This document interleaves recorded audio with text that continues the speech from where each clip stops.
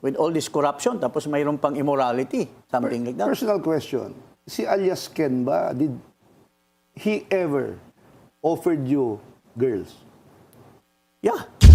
Oh, Nag-offer. Wait, Oh. so it's correct to say na bugaw siya talaga? Bugaw siya, oh.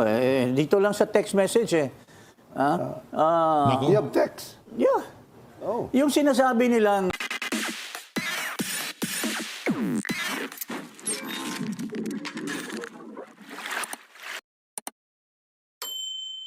Anti-trap allegation laban dito kay dating Congressman Jing Paras. Tapos segue ho tayo sa video na to ni Bay. Ito na, rekta na ho tayo kay Bay. Tapos babaran ho natin ito kay Jing Paras. Sa Davao City. Umatin, may chika ako sa inyo, ha? Ako, Galing chika tayong yan. Kadayawan, di ba? Sa Chika, Davao chika, City. chika yan. Umatin ako ng event. Ayan. Nandun sa harap namin si Mayor Basti Duterte. Alam niyo ba kung sino ang katabi niya? Ha? Walang iba kung hindi yung political officer ng US Embassy. Nako. Ay, naku po. Matinding Naku po. statement yun, ha? Ikaw ang political officer. Sabihin, pagdating sa politika, ikaw yung in charge dito sa US Embassy. Katabi mo si Mayor Baste. At ito, ang chika ko sa inyo. Balita ko. Di umano. Gusto daw talagang kausapin itong opisyal na ito yung mga Duterte, particular na si VP Sara Duterte. At ngayon, ang nakausap pa lang niya ay si Mayor Baste. Baka nagpaano ho sila, baka nagpa-survey sila. Nakita nila na yung magiging timpla sa 2028 election at hindi alam din ng US Embassy na hindi mai-impeach si VP Sara, kaya no choice ho sila. 'Di ba? Nakausapin ng mga Duterte kasi si VP Sara ho talaga magiging presidente. Mga dilawan, mga pinklawan, mga talyanista, ensaymada. Sabihin niyo na gusto niyo sabihin. Diba? Pero ako dito nakikita ko magiging presidente ho talaga siya kasi una sa lahat, diyan muna tayo sa paninira laban sa kanya. Bago pa impeachment, inumpisahan ho yan sa mga paninira. May Grace Piatos, confidential fund, 11 days, ano yun, ang tawag sa kanya? Inday Waldas. Kaya meron siyang mga gano'n Diba? Merong mga ganyong tawag kay VP Sara Hindi ho lahat tumagos yun laban dito kay VP Sara. Ngayon, nasa impeachment na tayo. Napo 425 million na ho tayo. Fishing expedition pa rin. Survey ni approval at trust rating. Ni VP Sara, approval at trust rating hindi yung survey yun ng Okta. Walang kwenta yun. Tinandem siya kay Amy Marcos. Ang daming, pwede si Bongo, pwede si Robin Padilla, pwede si Marcoleta, pwede si Pastor. Itatandem mo kay Amy Marcos, may phobia na dyan ang ating mga kababayan. Kaya naman, napakalaking ano ho niyan, development. Ang pagpunta ng political affairs ng ng American Embassy dito sa Davao, dyan sa Davao at sa kanilang naging pagpupulong o pagdalo dyan sa Kadayawan Festival. Meron ho kasing karisma yung mga Duterte. Di ba? Mag-aanim na taon na. Day 1 pa lang ng administration itong si Marcos Jr. Wala ho silang ginawa kung hindi banata ng mga Duterte. Ninakaw na ni Marcos Jr. yung mga accomplishment ng Duterte administration. Bukana Bridge, yung sa September 1 ata, yung kingdom naman ang nanakawin niya na credit. Imbis na kay Pastor Kibuloy at sa mga kababayan nating member ng KOJC, baka kunin niyo rin yun ni Marcos Jr. Kaya para sa mga member ng KOJC, mag-ingat-ingat ho kayo, ha? Ibang klase o ibang utak mag-isip tong administrasyon na to. At nagpakita daw di umano ng suporta na. Ibig sabihin, finish na yung 2028. Tapos na ang laban. Talagang nagpapakita na ng suporta ang iba't ibang bansa. Ito, Amerika na. Alam naman natin, di ba, tayong mga Pilipino, kayo palang mga Pilipino, masyado kayong utu-utu sa Amerika, di ba? Masyado kayong mataas ang tingin nyo sa mga yan. Pero sila mismo nagpapakita na ng suporta sa mga Duterte. At susuportahan nila sa 2028, di umano. Naku po, patay tayo dyan.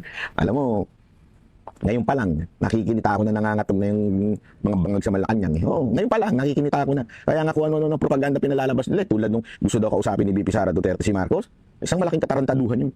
Ikaw yung lamang sa laban bagamat mo sa basketball, ikaw yung lamang. Lamang na lamang ka. Tambak yung kalaban, tapos ikaw yung gusto makausap yung kalaban para makiusap. Isang malaking katarantaduhan. Di ba? Alam mo, yung mga palabas nilang yan, pinalalabas lang nila na malakas pa si Marcos, tapos dihado si VP Sara Duterte. Wala ho, kabaligtaran ho yan. Kitang-kita naman natin, itotal mo lahat ng kandidato. Ha? Hindi nga aabot kay VP Sara Duterte, tas siya pa ang kakausap dito. Hindi, malabo yan. Siguro, napapansin nila na marami naman siguro sila mga intelligence officer na nasa Davao City, nagmamanman sa mga Duterte. Mantakin mo, iba't ibang mga bansa nang dumadalaw kay Baste. Tapos ito nga, yung mismong political officer ng US Embassy, katabi niya sa Kadayawan. Nag-picture taking pa sila, in-announce pa ni Baste yun.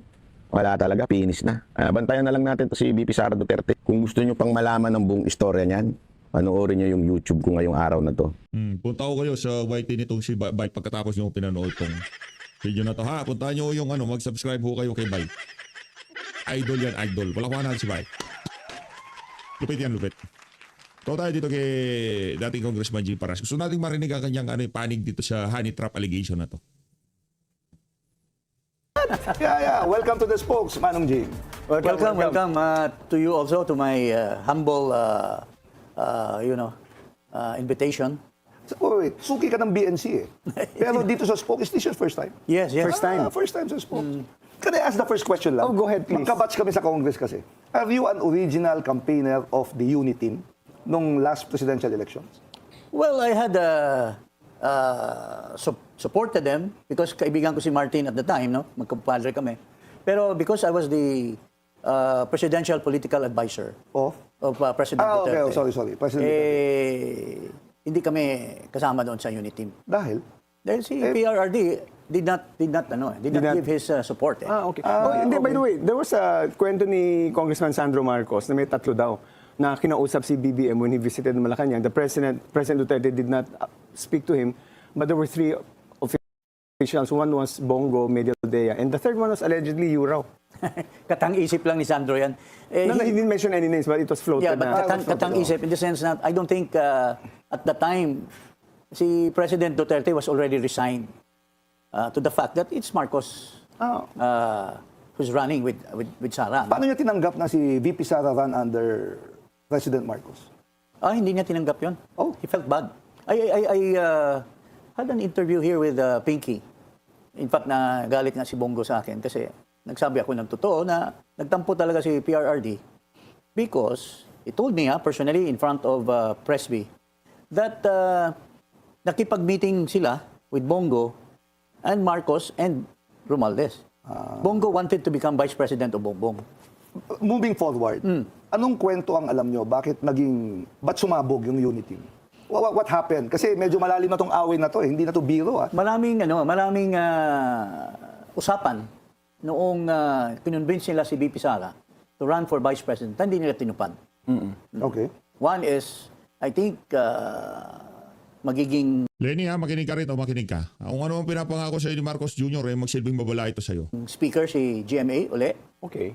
Hindi tinupad yon. Inunahan na ni Martin. Pangalawa, they promised her the appointment of Department of National Defense Secretary. Si Hindi rin nila VP. tinupad yon. And parang, Yung mga yan ano naman yan, public knowledge na yan. Alam na yan. Si VP Sara pa ata nagsabi niyan. Diba? Alam ko sa defense ayoko na lagi mayat maya nag-iisip sila na baka magkaroon ng ganito ganyan. Kaya nag-ano siya sa education. Nabalitaan na natin yan. hindi sila at home with Vice President Sara. Kasi medyo personal na yung labang. Hindi na simpleng political yung labang. Yung impeachment is part of the Constitution. It's part of the process. Allegedly or supposedly to punish erring officials from the President down to the Vice President and others. But in this particular case, where your name is being mentioned, di ba? Parang masyadong personal na to. So ang tanong ko lang, do you know alias Ken? Yeah, of course, matagal ko nang kakilala Ang sama naman tumawa nitong si Sir. Magaling yan since 2022. After the, kasi, siyempre, out of government na ako, so nag-sideline ako. I invested in, mayroon akong kaibigan na nagpo-produce ng mga Viva movies. Okay. So, nag-invest ako. One of the occasion, nakilala ko ito si alias Ken. Sometime in 2022. Did he become your friend? Masigasig eh. So, he calls me. Sometimes, pare, pakilala kita dito sa mga babae na ito, ganyan. So, in 2024, pumunta siya sa bahay and he offered me. Nag-offer siya sa akin, Kong, sama ka dito sa pinoproduce kong movie. Ang gaganda naman ng mga talents ko, mga Viva Max actress. Sabi niya, okay ito sila kasi ito yung kinukuha ng isang top official. Ito daw ang kinukuha. There was this assistant nitong top official na taga-contact niya. Pangalan Brian or something. So, sabi niya, mahilig itong top official na ito sa So, at that time, hindi naman ako interesado sa sinasabi niya. Until itong present time. Naalala ko, maraming controversy itong top official na ito sa PhilHealth, yung Batman or mga ganun. So Batman, I felt si Batman, yung mahilig mahilig mag-tax sa sambayan ng Pilipino. Yan si Batman. that I'm in the opposition. It's worth Checking, looking into. ano kung nga pala sinabi ni Lito ito. Baka na nandyan sa top pero mayroong mga kalukuhan na ginagawa. He has to be exposed or para masabi natin sa taong bayan na these are the kind of people na nagmamanage sa with all this corruption tapos mayroong pang immorality, something like that. Personal question. Si alias Ken ba, did he ever offered you girls? Yeah. Oh. Nag-offer. Wait, so it's correct to say na bugaw siya talaga? Bugaw siya, dito lang sa text message You have text? Yeah. Oh. Yung sinasabi nilang Yari na. Alias Ken. Good luck na lang sa'yo.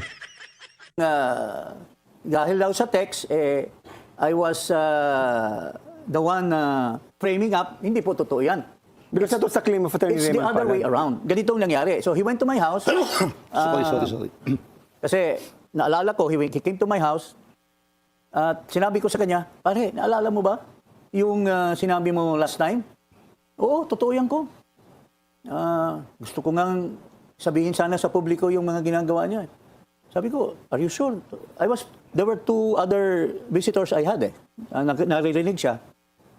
Tapos sabi niya, totoo yan kung in fact yung mga girls na binigay ko, I can even gather them. Oh. Sabi niya, I gather them at papasalitain ko. Pero sabi niya, paano yung bayad niyan? Doon ang galing. So the motive is still money. Okay. So, paano yung bayad niyan? Sabi ko, Lito, wag na muna natin pag-usapan yung pera. Hindi mo pa nga nalatag yung sinasabi mo. Kailangan mapakita ko yan sa mga abogado. That's why the lawyer has to play a role here. Because, syempre, interviewin nila yung sinasabi niyang Sabi ko, sige, kausapin mo yung The mo. lawyers being si Attorney Rondain and Attorney... Yes. Si Rondain kasi, siya ang tinawagan ko because he's one of my best friends. Classmate ko sa UP College of Law. That's where, kasi sometimes pag nagko-consult ako, siya ang tinatawagan ko because he has a law office. So, pero at the time, hindi ko pa naisip yun kasi although I needed a lawyer, pero birth pa lang ito nung usapan namin na kakausapin niya yung mga babae na binibigay niya doon sa top official na yan if they were willing to tell their stories. So, Very consistent very consistent. Yung kwento nitong si Attorney Jing Paras ay dating Congressman Jing Paras at dun sa mga iba pang in-interview ko ugnay dito sa honey trap controversy na to. Ito naman kasi si Ralph Recte. Pambihira ka naman, Ralph. Ito kasi si Batman after 1 week, napakabilis. Sabi niya, nag-gather ko na yung mga girls, ganyan-ganyan. So, hindi na ako tinitigilan, pare. So your first meeting was July 8, di ba? O July, No, our July 15? meeting was May pa. May 12. May 17. Nag-usap kami May 12, May 17, hanggang May, June. Tawag siya ng tawag. Kasi I had a hard time setting the lawyer kasi busy Oh. So, he keeps on prodding me na, nandito lahat sa text message yung conversation namin. I was even in Macau, tumawag siya. Sabi ko, Lito, nasa Macau ako. Kailan balik mo ko? Ganyan. Tapos, in one time, may press con ako, tawag siya. So, halos everyday tumatawag. Pero biyudo ka na, Kong Jing? Yes. Biyudo ka na? Yes. Okay. So available na siya yung... No. I'm just asking kasi I asked a question kanina na baka nakasagasa ako ng ibang tao. Kaya I had to ask, I also remember na biyudo na nga. So, ganito yung dyan. Ito Sila talaga, ito talaga si Sir Nani medyo kasi tinanong ino-offeran ka ba rin niya ng girls, di ba? Baka nakasagasa nga ang nagsabi, kasi mahirap mag-create ng story against somebody, the details were all coming from the girls na dinala niya doon sa meeting namin. Ilang babae ito? 4 nung una, it took 2 months Kasi hindi available si Attorney Rondain.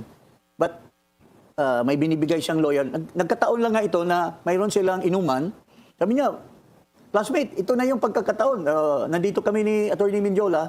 Dalhin mo dito yung...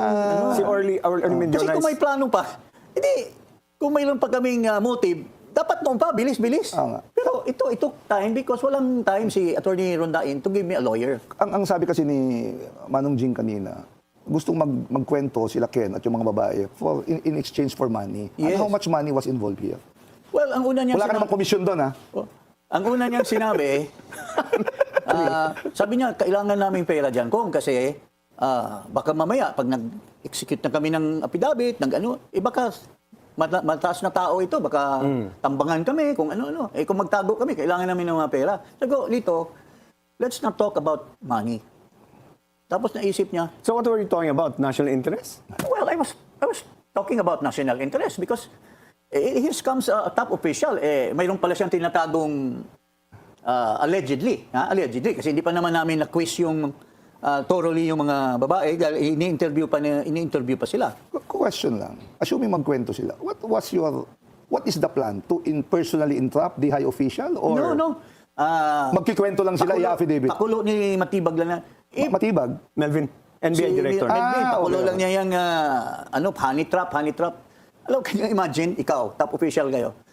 Tapos, Kami pa kukuha kami tinulungan. ng babae, tapos ipapain namin sa inyo. Would you think that is a feasible, It's so, Pero Kong Jing, absurd, did alias Ken ever mention to you that that top official is a customer of his customer? Yes, He did? he did. So there are, and you kept on Kaya nga binibida niya sa akin na ang gaganda nitong mga babae, mag-invest ka dito sa movie kasi ito nga inaalok ko sa mga officials. So there was a recorded meeting where Orly and Rondain were together with you and the others. Yes. You do not deny that photo. We will not deny that video. Okay. Pero yung pinakita nila, that was the second day na. Wala na yung mga Second babae. meeting. No? Second meeting. Ah. Hindi ko alam kung they have the video of the first, no? Right. Where they were 4 girls. Makikita mo doon, walang papel, nothing. It was just a conversation between Attorney Mindiola, nandiyan kami, present ako, present si Attorney Rondain. They were talking about their experience. Sinasabi, ano bang nangyari, mga ganito. So, nagkwento sila. Nire-record ni Attorney Mindiola.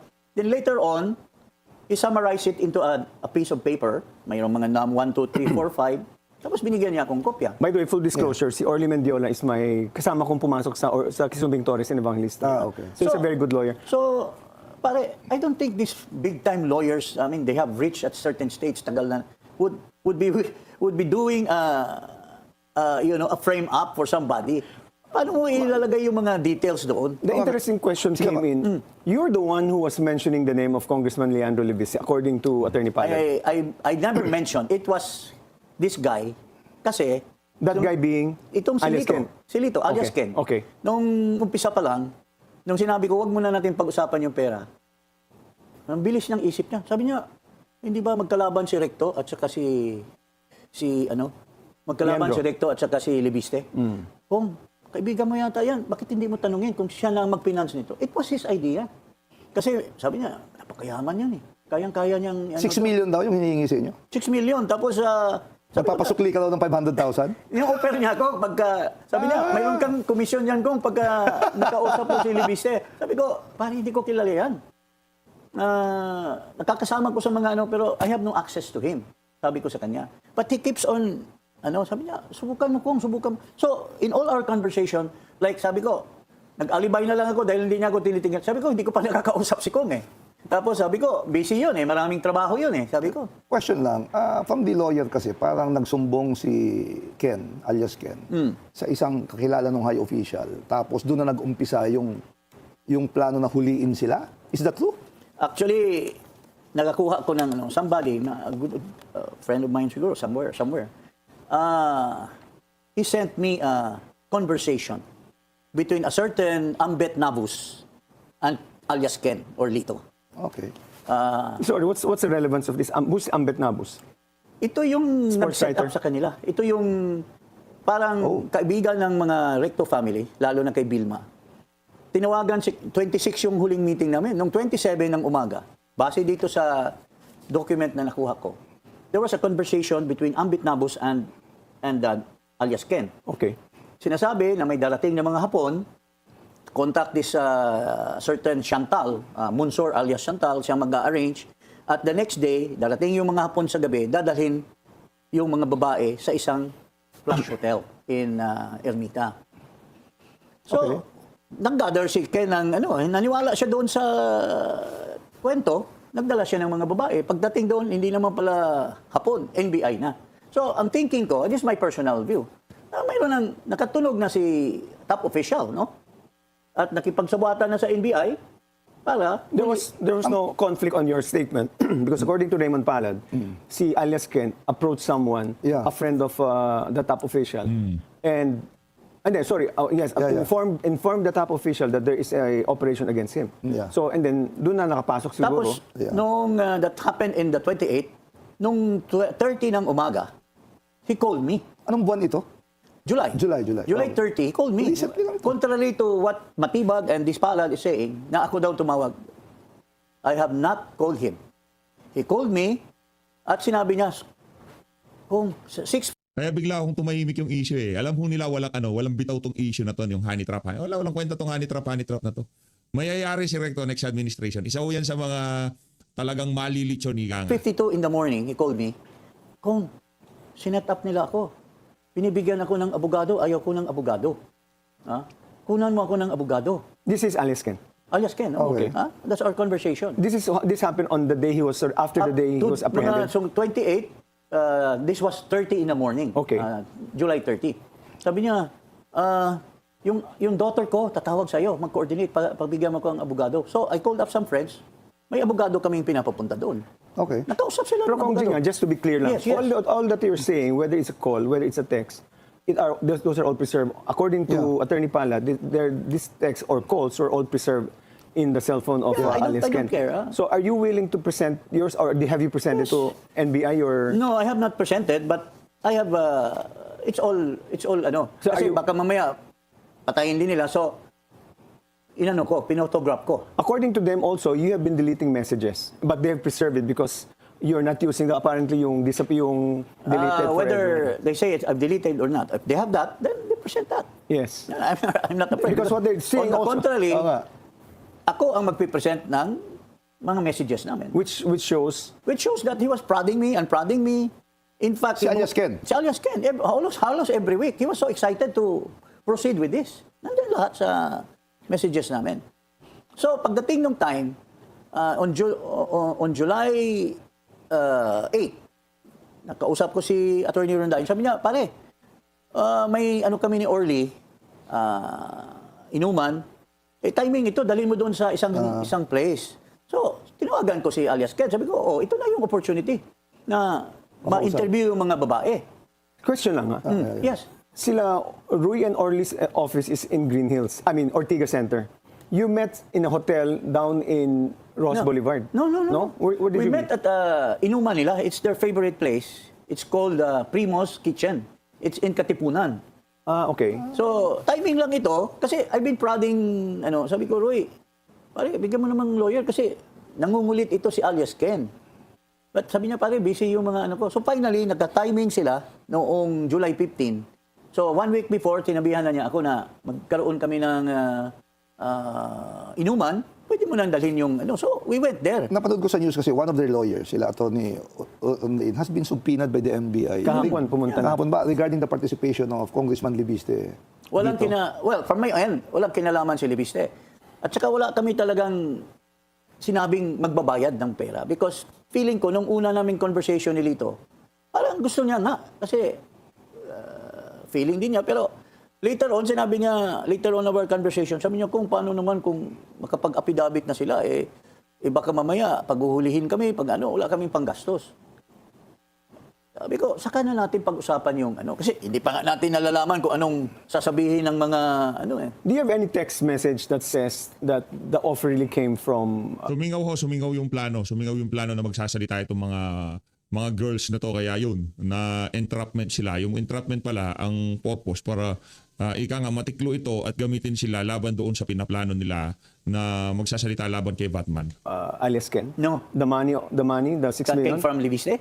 No. The offer of the asking for money of 6 million. Who offered that amount? Siyang ito, I have a text message. Mapapahiya daw siya kung hindi siya babayaran. So, it came from him Na? And the amount mentioned was 6 million? 6 million, tapos sabi niya, binaba ko na nga na 5.5 Tapos sabi niya, bibigyan ka naman kita ng 500,000 na commission. So it was not according to Attorney Palad, it was a negotiation that you offered. No, there was never a negotiation. Tinawaran mo raw. No, I never, all our text message does not say anything. Sinasabi ko lang, kasi nagpapalo up siya, nakausap mo na ba si Kong Lim? Sabi ko, busy yung tao na yun At saka maraming kalaban yun, hindi nag-ano yun eh. So, never was any time. Magkaibigan tayo, Manong Jing, magkabatch tayo sa Congress. No. We talk freely. Bakit may ganong pasakali? No, kaya ako sinabi ko because I am about to ask him a question na it's up to you whether you will respond to it. You thought, nakalaman mo yung information, you thought about it, you executed a plan, di ba? Against this top official. Sabi ko nga kanina, legally, maintindihan ko yung laban ng mga politiko. Politically, maintindihan ko yung bakbakan ng mga politiko. Pero technically, this is already non-legal, non-political, but personal, which will impact on politics for obvious reasons. Now, parang sobrang polarized na yung politika natin na even at this level, maiisip na natin to. Now, is it fair to say, Manong ha, you masterminded this to malign this official? No. It was not masterminding to malign. It is for the country. A certain official who has purportedly or allegedly committed certain offenses. So, like probably drugs or whatever, or ano, he has to be exposed kasi official yan eh. But why, if the only person who has a vested interest in bringing down Executive Secretary Recto has always been Congressman Leviste? Yeah. Well, a friend of mine filed a plunder case against him, si Tony Lachun. Marami tayong interest. But that was a very, like what Nani was saying, that was a very legal way of fighting. And it was a very personal. This was pretty personal, pretty, nobody does that. Even Whether assuming it's personal or ano, for me, I am obligated. It may be anybody else. no, because there's an interest on Congressman Leviste because there's a pending suit from the DOE demanding from him the return of 27 billion because he failed to honor his renewables contracts with DOE. Ed, as far as Congressman Leviste is concerned, wala po kaming pinag-usapan tungkol dito. Okay. Wala. Text message, phone call. Walang text message, walang So, phone call. after- Kasi hindi ko naman siya, nakakasama ko siya once doon sa isang rally, but I didn't have a chance to really know him. It was the idea of Mr. De Guzman na since wala pa kaming pinag-usapan tungkol sa pera, but he was insisting, his idea was, kalaban naman yung dalawa, baka pwede mong siya yung mag-finance. It's not us offering him na ipipinance ni Leviste ito. Have you spoken to Congressman Leandro Leviste prior to, during, and subsequent to the honey trap operation? I have not At all? spoken to him. The other question I'd like to ask you, Yes. because Attorney Raymond Palad waived already, what's the name of the Alliance Ken, waived his right against self-incrimination. Are you willing to present all these texts and waive your right against self-incrimination and present all these texts or your cell phone to the NBI? Because that would be the basis for saying who's saying the In truth. fact, in my affidavit, if ever, no? Kasi nasa investigation pa naman nga. Nagbigay na ako ng sagot ko. I respected the NBI. My lawyer has submitted my affidavit. So meron na po kayo sinabit sa NBI? Meron akong sinabit. Wala pa kayong sumbina? Hindi, nagsubpina na sila. Okay. Nagsagot na ako. And I have denied all these allegations. I have said that we have all the documents to show whatever their allegations are. And at the proper time, kasi ang NBI naman nasa investigation pa. If ever, at the time that they will file it with the DOJ for any offense, then that's the time we will submit ourselves. Personally, do you think, Manong, na yung pag-alis ni Congressman Leviste at saka si Senator Ligarda has something to do with this particular case? I would not have any idea. Nakabalik ka ba si Senator Ligarda? I'm not sure kung Wala nakabalik pa. na. Wala Extended pa. medical leave. Extended Basta ang medical. bottom line nito, tangyan ko, yung si alias Ken, at saka yung babae, scripted yung sinasabi nila. Congressman Because Jing, it's their word against us. Yes. Wala kaming He said, she wala kaming frame up. The information which were noted by our Attorney Mindiola, kilala mo si Attorney Mindiola, sinummarize niya yung conversation niya sa mga babae. It was all galing sa kanila. Kong Jing, who's your lawyer now in this case? Sila Si Ronda In? Attorney Tolentino, Mark Tolentino. Not with Ronda In. No. Yung nakapulang coat. My only relationship here, bakit si Rui? Because magkaklase kami and we've been good friends. But what is very odd here is, although you're saying that Congressman Leandro Leviste is never involved, the funny thing is, the lawyer of record of Congressman Leandro Levice is part of the Ronda Inn law firm, and she concealed her association with the Ronda Inn law firm Yes. by putting her name in the letterhead, however, maintaining the corporate address of the law firm. Hindi ko na alam yung point na yan. As far as I'm concerned, my only ugnayan with Rui Randain, personal, nothing to do with this law office, is from time to time I consult him. And in this particular, humingi ako ng tulong sa kanya para ma-interview itong mga Kasi mga babae. ang very curious lang, kilala niyo si Rui, kilala niyo si Orly, tapos kinuha suddenly ang abogado ni Leandro is also the Rui London law firm, and the link is you. I don't think, ano na yan, masyadong wild imagination. Because that's Masyado ng stretch yung... That is the theory of the because NBI. Yun ang theory nila because they really want to link. In fact, a friend of mine, hindi ko na lang sabihin, asked me, sinabi daw ni Melvin na sabihin mo na lang doon sa kaibigan mo, ilaglag na lang niya si Libiste. So they're after him because of the political pero why would I implicate somebody who's not even part of this? Okay. Incidental lang siguro. I'm not even aware na lawyer pala yung anak ni Rui or sino ba na nilibiste. I was not aware of that. Our relationship was, we were classmates. Okay. We've been good friends. Naghumingi lang ako ng lawyer to help. And it's very clear from the statement of Attorney Mindiola, who happens to be your good friend, sinabi naman niya na I was only interviewing. Sandali, may hanging question tayo. Ikaw na magtanong. Well, actually, paano unang nakarating sa NBI ang nasabing usapan noong July 31? Ganyan nagkaroon pa kayo ng meeting noong July 26.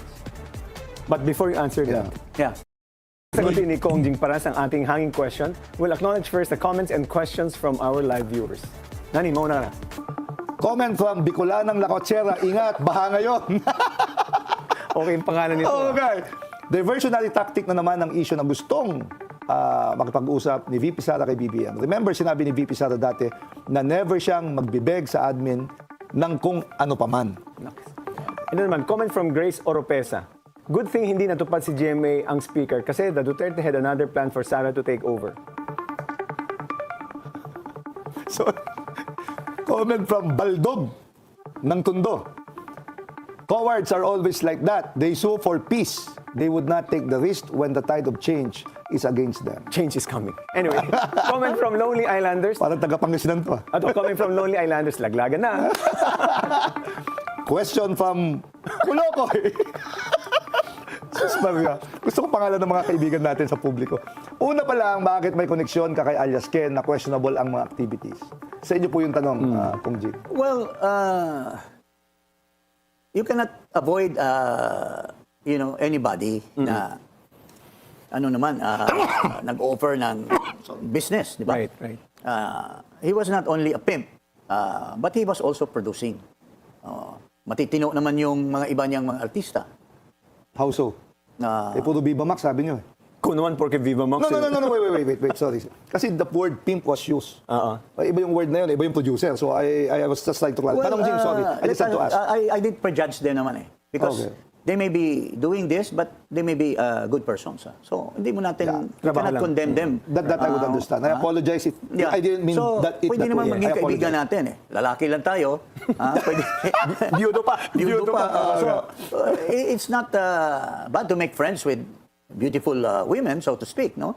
So, yun po ang dyan. Okay. But ito nga, sasabihin ko sa publiko, whatever they are alleging, ang importante nito, ano ang nangyari? Was there a frame-up or was there real statements made by these women which were captured in the interview? So, let's go back to the hanging question. Okay. Paano una nakarating sa NBI itong usapan nung July 31 samantalang meron na kayong naging mga meeting nung July 28? May hindi ba nasunod na usapan kaya nag-whistleblower sila? Actually, nung first meeting, where they were 4 women na in-interview ni Attorney Mindiola, wala pang masyadong usapin tungkol sa pera na ini-insist niya na bayaran sila. Okay? Tapos, for 2 hours na interview sila, natapos because the girls have other appointments, we set for another meeting, which was July 26. Okay. Doon sa July 26, hindi na sumipot yung mga babae. So hindi natapos yung interview. But there were already notes taken by Attorney Mendiola kung anong sinabi nila. Ang dumating doon sa meeting is one of the girls, certain Roxanne, and this girl na pangalan na Julia. Itong Julia, naging kakilala ko na rin ito. No? And You don't know her biblically, ha? In the biblical And sense. ito yung sinasabi ni Ken sa akin. Ito yung paborito ng top official. So, noong video na nakita na huli nga akong dumating, kasama ni alias Ken, yung Julia, hindi yung alias Jen. Doon sa video, si Julia, si alias Ken, si Attorney Mendiola, ako at saka, I think, Attorney Rondain was there at saka may dalawa pang lawyers na andon. The purpose for that second meeting was supposed to be tapusin yung interview doon sa apat, tapos nag-promise si Lito na magdala pa siya ng additional. But it turns out na hindi niya nadala yung mga babae, kundi yung Julia lang at saka yung dati. Ngayon, nung magsasalita na yung Julia, hinarang ni Lito. Sabi niya, bayaran mo na. Bigyan mo na kami ng down payment. Eh sabi ko, wala pa, hindi pa naman tayo. At saka wala naman tayong pinag-usapan na... Kong Jing, let me ask you one thing. I hope you don't mind me asking this. Yeah. You obviously, alias Ken knows that you are not the ultimate benefactor. He knows someone because did you say I have 6 million to pay you off? No, I never. So you didn't have the financial capability to negotiate with him about the money. And so therefore, but he continued to negotiate with you because he knew you had someone who can pay the 6 million. And that someone appears to be, based on their transaction, based on their testimony, was Congressman Leandro Leviste. Because otherwise, kung alam niya wala kang pera, why would I That negotiate might with be you? his thinking, but that is not my thinking. But correct. But even if that was not your thinking, the fact that he knew that you were not the ultimate beneficiary of all this, why did he continue talking to you? Because alam naman niya hindi ka magbabayad ng 6 million. Because wala pa kasing final We were not negotiating yet for money because at the time, tuloy-tuloy pa yung What will we be paying for if ever? If there is money at the end of the day? Kasi kaya ko namang erase yun. Kasi But did you say you will raise it? I never said. Correct, because there was obviously someone but who's if there there. is something worth paying, madali tayong pero wala pang worth paying. But why is it that in the middle of the discussion, they already mentioned that Leandro Leviste was there already? Because it turns out, ngayon lang nila yan sinasabi, because it turns out pala na lawyer si Rui Dain kay Leviste. Kinoconnect na nila ngayon. Nung natuklasan nila yung mga lawyers, sabi nila, No. Sorry. That wasn't the chronology of events. Okay. Yeah. The existence of the lawyer of Leviste as sila Rondain came only after he was subpoenaed. He was asked to appear before the NBI and the lawyer of the Rondain lawyer sent a letter to NBI saying, I am the lawyer. That was subsequent already. yung nagsupina na. Yes. And so, So, alam niyo, hindi nila- kinoconnect na nila na eventually it will be Leviste who will paying. Question lang. Yeah. Madam Gina. Sabi niyo kanina, sa umpisa ng kwento niyo, the name of Congressman Leviste was already mentioned Yes. regarding payment. Kasi nga, alam ni alias Ken, di ba, na magkalaban sila ng top official. It was him who had the idea. You have the idea. He asked me to talk to Leviste if there was a problem of paying them at the end of the day. Yes. But I never had a chance to talk to him. So you categorically state that wala kayong... Wala. Up till now, you never spoke to him? No, I haven't spoken to him. So, it remains as it is my responsibility. At the end of the day, kung yung interview will turn out that there is really something against that official, Yes. and we are bound to pay, then magbili-raise ako ng pondo Pero para... talaga? Oo. Pero wait. Pare, Personal na yun, boss eh. Hindi. Sorry. There's nothing personal kasi Yeah. I'm one of the... I'm not judging you. I'm none of that stalwart of the opposition. We are expressing our grievance to the government. Sorry, boss. One last point. Sa tingin niyo ba hindi kayo niloko ni alias Ken? Yun Kasi ultimately, nagsabi rin siya eh. Yun ang ending. Yun ang thinking ko. Okay. Na for all we know, Baka kayo ang siniset he up. was taking us for a ride. Okay. Kasi bigla na silang nag-disappear eh. Nung 3 babae, hindi na sumipot. Nagsabi siya na may dadalhin siyang babae. Baka wala sigurong naniwala sa kanya at the end of the day. But it is his commitment na i-gather niya yung mga babae because they were the women na may experience dito sa top official. Okay. Sige, hindi to top official. Top question. Top question. Simula nang pumutok ang issue, hindi ba umuwi sa bansa si Congressman Leandro Leviste? Ano ang huling balita nyo? Wala akong balita kasi wala naman akong Ba- access sa kanya eh. But as lawyers, Actually, ang nangyari dyan, Ed, walang kinalaman si Libiste, pero it was Director Matibag that tried. Ang dami niya mga sinasabi, ang dami niya sinasabi na hindi naman, in reality, wala naman talagang nangyayari na gano'n. Kung Jing, pasensya na. Yes, Ako muna. go ahead. We're both lawyers. Yes. We have a maxim that says flight is an admission of guilt. If he was not totally, this is a totally unrelated situation. Yes, yes. Why all of a sudden he just decided to leave the country? And as let's assume that you're an objective, you're not involved. Wouldn't that be considered as an admission of guilt when you live? Because of our maxim, flight is an admission of guilt. Yeah, I agree with you. Kasi yung kaso naman sa kanya, ito, minor, wala nga akong naisip kung ano ikakaso nila sa amin dito eh. Because there is no such thing as conspiracy to malign or As an aggravating lang. hindi ko lang alam kung that's why we're waiting for them. But I think baka doon sa plunder. Hindi ko alam kung natakot sila doon dahil mag-ina sila. Nung in-announce ni Boying, yung pag-alis. yung pag-alis, to answer his question Yeah. na, well, Okay. sino bang hindi matatakot dito sa gobyerno na ito eh? Papakulong ka, kagaya ni Marcoleta, kagaya ni Defensor. Wala namang kaso pero nakukulong. Ako, I won't even be surprised. Ha? They can always create si BP Sala, impeachable official, pero kinakasuhan ng great Regular threat. So, okay. anything is possible under this kind of government. That's why kami sa opposition, if there is an opportunity that one of the top officials na may mga ginagawang masama, corruption, immorality, we are duty bound to expose them by any means. So ito, para sa akin, para sa bayan, opportunity ito. Kung totoo man talong sinasabi ni alias Ken tungkol sa isang top official na mayroong ginagawang masama sa bayan, we are duty bound kasi hindi lang naman itong official nito, may mga ibabang mga officials tayong mga ini-expose Right. sa flood control, sa si Martin Romualdez, even si Saldico, kasabwat nila, he's even exposing the president and so many. So it is our duty as a citizen. Okay. Okay, Manong Jing, another tough question. Si Atty. Ruy Rondain ay kilalang abogado ni former Congressman Saldico. Does this mean that you have communication access to Saldico as well? No, I have no communication with Saldico. Alam ko na siya ang abogado, pero it does not break our ties as classmates and good friends. The only reason is I ran to him to provide me with a lawyer who will interview this. And of all people, yung pang partner niya ang pina-interview niya. So it's our word now na in-interview namin yan, nagsabi sila ng versus yung credibility nitong si alias Ken. Kasi talagang sinet up siya. So, pag sinet up ka, may kaso ka ngayon. So, baka may deal sila na ito yung sasabihin mo. Bakit nagtatakip ng muka kung magsasalita ka? Baliktad na. Kaya nga, dapat ganun yun. Ayun na nga mga kababayan. Dito na ako natatapusin ang ating reaction video.